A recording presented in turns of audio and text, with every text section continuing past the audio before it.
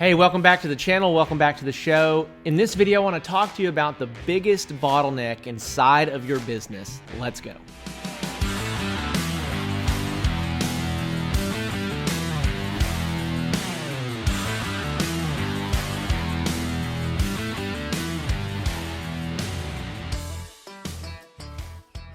All right, well, welcome back to the podcast. Welcome back to the YouTube channel. I want to talk to you in this video about the biggest bottleneck inside of your business.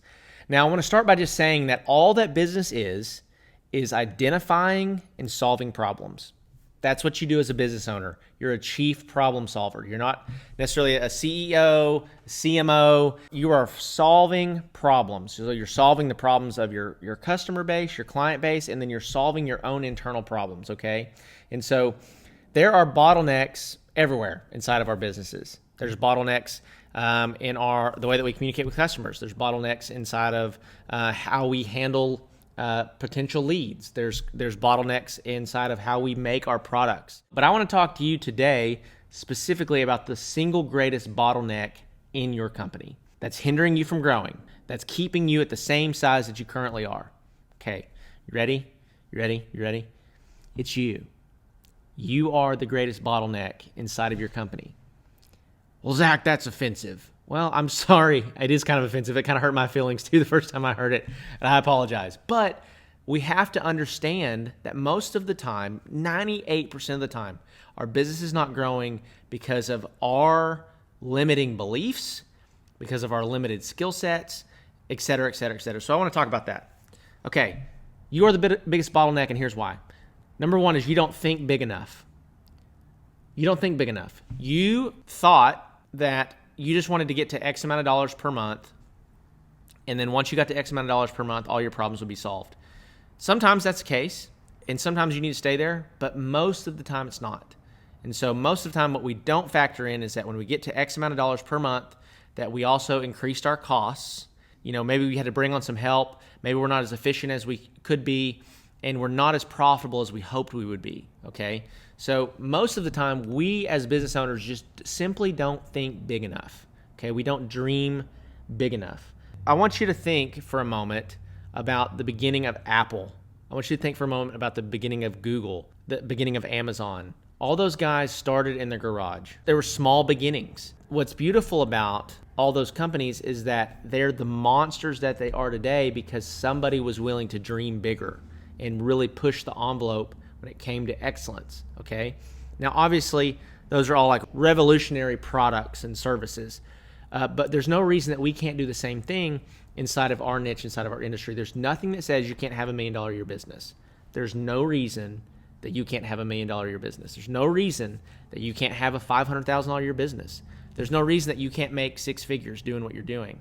And if you're in woodworking forums or woodworking Facebook groups or handmade business groups or anything like that, everyone's like, well, people just don't want to pay money for nice stuff, and you just can't make a living out here doing this. And all of that is just them projecting their limiting beliefs onto you, okay? So that's why you need people like me in your life to tell you that you can do this. It is possible because I've done it, I've seen it done, and I know that you can do it if you just get the tools that you need in order to do it, okay? But one of the biggest barriers that we have, one of the biggest bottlenecks is our belief system. It's the way that we think. If we don't think that we can make 20 grand a month in gross revenue, we never will try. Like, we have to believe something first that it's possible in order to even try it. Like, if you told me that I can run a sub 10-second 100-yard dash, I know you can do it. You just got to start practicing. I don't think that I can do that. Like, I don't think that no matter what I do, I can never run a sub 10-second 100-yard dash. So I'm not going to even practice. I'm not even going to try or train for that because that's just silly to me. So it starts with your belief system, right? And if you think it's possible, you're willing to put in the work to see if you can make it a reality, okay? And so that's number one. That's the number one biggest bottleneck that you have as to why you're the biggest bottleneck inside of your business, okay? Number two is that you just simply don't acquire skills and knowledge fast enough. You don't acquire skills and knowledge fast enough. Imagine that I could guarantee you, if after you do this for 20 years, you're going to bring home $250,000 a year. If you just do this for 20 years In your 20th year, you'll bring home $250,000. But until then, you're not going to bring home $250,000. Until then, it's not going to work. It's not going to happen. And you're going to make $50,000 a year every year until then. What are you losing by not having the knowledge now that you would have in 20 years? Well, you're losing $200,000 a year. For me to know what I currently know and not make the kind of money that I could make, let's say $500,000 a year or $1 million a year, it's costing me $500,000 to $1 million a year to not know how to make $500,000 to $1 million a year. So the knowledge that I don't possess is costing me innumerable amounts of money. Imagine, go back to you in this story of, okay, you want to make $250,000 a year, and miraculously, year 20, you have the knowledge and the skills and the ability to make that. Until then, you only make $50,000 a year. You're losing $200,000 a year.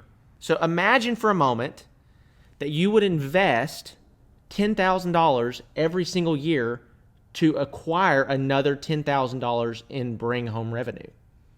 So year number one, you're making $50,000. You invest $10,000 of that $50,000 to learn new skills. But the next year you make $60,000. Okay? So that next year you make $60,000. You invest $10,000 of it to acquire another skill. So you actually only make $50,000. But the next year you make $70,000. And you do that, and you keep doing that, and it starts multiplying on top of itself. So now, instead of investing $10,000, only getting $10,000 output out of it, now you invest $10,000 and you get $20,000 or $30,000 or $50,000. And what I've found, guys, is that the way that this tends to work for most people is that they acquire skills and then they finally find that one skill that they were missing that allows them to just astronomically scale their income. And so you most likely aren't acquiring knowledge and skills fast enough to scale quickly. So you are the biggest bottleneck inside of your business. So how do we fix this? How do we change the way that we think? And how do we acquire skills and knowledge faster? Okay, so number one is we go find our competitors that are absolutely killing the game. Find the ones that you look up to, the ones that you're like, man, if I could be like them, that would change my life. If I could run my business like that, it would change my life. Find those companies, those businesses, and get an idea of how much volume they're doing. And it will open your eyes and open your mind to what's possible. When I first started, I didn't know any small furniture company that was doing $50,000 a month. I didn't know anybody that was doing that, okay? Well, I finally, along the way, kind of found this other company that was doing pretty good. They were always about 5 steps ahead of me. They started their business about 4 or 5 years before me, so I was seeing their year 5 on my year 1, right? I was seeing their year 7 on my year 3, et cetera, et cetera, et cetera. So the other day, this was about 6 months ago, maybe a little bit longer than that, maybe about 8 months ago, I remember going back and looking at their stuff again and seeing that they now had 100 employees. And if you know anything about business, you're not going to have 100 employees unless you're getting an outsized return, getting like for every salary that you pay, that person is producing 5 times the revenue for your business, right? And so I'm like, if they have 100 employees, if I have 7 employees and we're doing $500,000 a year or $600,000 a year or whatever, and they have 100 employees, they're doing like $10 to $15 million a year in revenue. And they're a custom furniture business. And it just blew my mind. It opened up my eyes. It was like the veil was lifted, right? It's like, it is possible. And so there's an old story of a guy, his name's Roger Bannister. This was back in the 50s or 60s.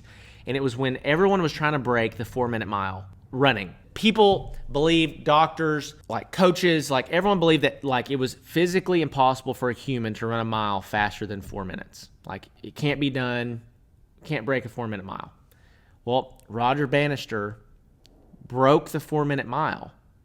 And up to this point, it had never been done before. And then after that happened, after he did that, just a couple months later, another person broke the 4-minute mile. And then just within a few years, a ton of people had broken the 4-minute mile. And so it's almost like he unlocked something in the mind of the people that were watching. And that's what your competitors that are killing the game can do for you, is you need to go find the one that can open your mind up, that can make it seem possible, make it seem like it's tangible, like you could actually do this, okay? So go find your competitor that's killing the game, see what type of volume they're doing, and then be inspired to what's possible, okay? Second way that we fix it, we focus on acquiring information and skills that will allow us to grow. We condense our timeline for growth. If this means that we even trade a little bit of our money to learn faster so that we can make more money sooner, what it means is that you're going to be making more money longer in your life. Does this make sense? And so if your goal is to make good money, then what we need to do is we need to find the people that have gone before us, and that leads me to my third point. We need to find a mentor. We need to find a mentor or a program or a coach or a class or a something that is going to allow us to acquire information that's going to make us more profitable, allow us to grow our business, so that once we have that skill set, that we can grow way, way, way faster. I'm going to go ahead and wrap this episode up, but I wanted to remind you that if you can't grow, it's because you lack something. It's because you don't have something figured out. So with that being said, guys, I'm going to wrap this episode up.